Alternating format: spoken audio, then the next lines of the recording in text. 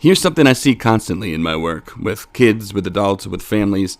People live up to, or they live down to, the story that they believe about themselves. If a kid grows up hearing they're a troublemaker, they don't just hear criticism, they hear an identity. If a student is told, you're not good at math, they'll stop trying before they reach their limits. And when someone's told, you're an addict, or you have a lifelong disorder, that label becomes the lens that they use to explain everything that happens next. This really isn't pop psychology, it's how learning works. Humans act in ways that confirm what they expect to be true. That's called a self-fulfilling prophecy. Welcome back to the Life Process Program podcast. I'm Zach Rhoads, a coach at the Life Process Program and co-author of the book Outgrowing Addiction with Dr. Stanton Peele. This is episode 6 in our 15-part series, where each episode corresponds to a chapter from the book. Today we're talking about how disease and disorder language, even when it's well-intended, can quietly limit people's futures. There's a problem with permanent labels. In addiction treatment, labels like disease, disorder, chronic condition are used all the time to reduce shame. I guess that's the intention. But there's a cost to that. Those labels can also send a very different message, like this is who you are now, or this is who you'll always be. And when someone internalizes that, every slip becomes proof that it's true. Every bad day becomes evidence. Every moment of doubt confirms the story that change isn't really possible.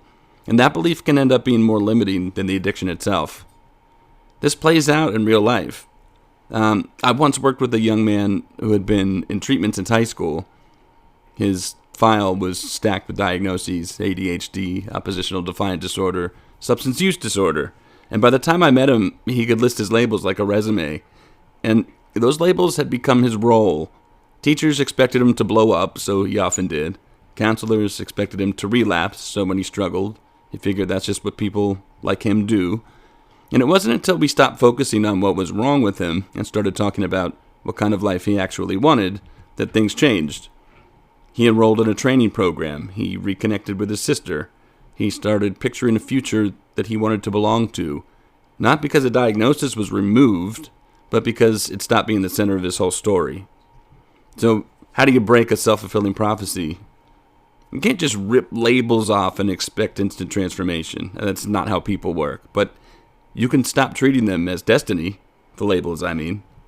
So instead of asking, what disorder do I have, you can ask, what am I capable of learning?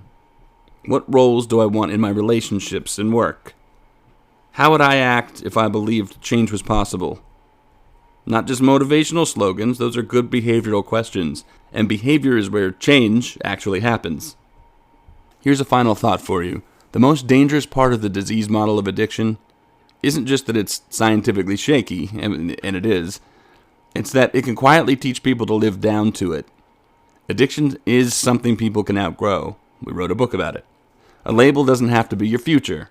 And when you stop organizing your life around proving the diagnosis right, that prophecy starts to break, and that's where real growth begins.